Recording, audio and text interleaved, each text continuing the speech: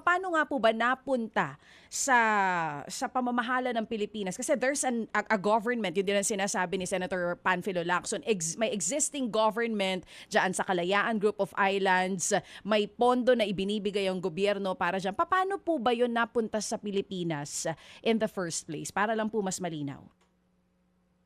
Well, basically, tayo po ang tumao dyan at kapag-establish na ng functioning na local government doon sa area at ginawa natin siyang parte ng Palawan. No? So, makatotohanan po yun. Walang ibang nakagawa nun. No? And in fact, lahat ng ibang claimants nahuli na sa atin, no? Sa paggawa nun. Tayong napauna. At simula nga nung 1970, talagang nandun na yung Kalayaan Island Municipality. No? So, doon pa lang, pinapakita na yung lugar na yon ay talagang napasa atin na. Oo. So anong taon po yan? Yan ba yung binabanggit dito ni Senator Ping doon po sa kanyang tweet na res nullius o terra nullius sa international law? Ano po ba iyon? Well, yun po kasi ang posisyon ng ating pamahalaan noon pa ay yung mga isla na yan ay naging terra nullius. No? Ibig sabihin open for occupation and acquisition. No? Pwede siyang angkinin at ariin, bale, ng ibang bansa. No? At dahil terra nullius yung status ng mga isla, kung sino maun makapag-establish na, makapaglagay ng tao dyan, maka-establish ng sovereignty dyan, sa kanya mapupunta yun. So yun po talagang posisyon. Dahil tayo ngayong nauna, no, edi sa atin yan. Anong taon po ito napunta sa Pilipinas, itong Kalayaan Group of Islands? Kailan tayo nagsimula na magkaroon na ng gobyerno dyan at ng mga tao dyan? Nagkaroon po ng press conference ang gobyerno noong July 10, 1971 na inanunsyo nga na napasa atin na yan. We have established our sovereignty over the Kalayaan Island. And it has been a long time na talagang nasa Pilipinas na yung Kalayaan Group of Islands.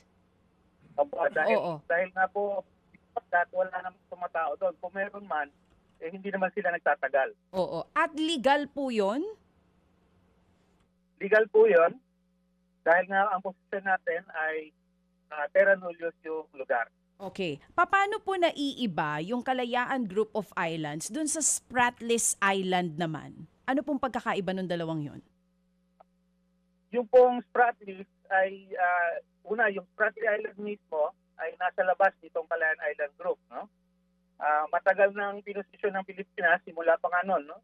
Nung inanunsyo yung ating sovereignty dyan sa area, na ang Kalayaan Island Group ay ibang grupo ng isla doon sa Spratlys. Kaya hindi natin inilala na yung buong Spratlys ay napailalim sa kanino man. No? At best, parang geographic area lang yan, isang region lang yan na tinutukoy na Spratlys area, pero bali hiwalay natin doon yung Kalayaan Island Group. Dahil yung Kalayaan Island Group, yung parte naman na napunta sa atin. Mga kapatid, brothers and sisters, saan ka pa? Dito na tayo sa totoo. Dito na tayo sa True FM. Mga kapatid, mag-subscribe and follow po kayo sa social media accounts ng True Network PH. Yan po kami, hanapin nyo lang True Network PH, Facebook, Instagram, YouTube, TikTok, and podcast.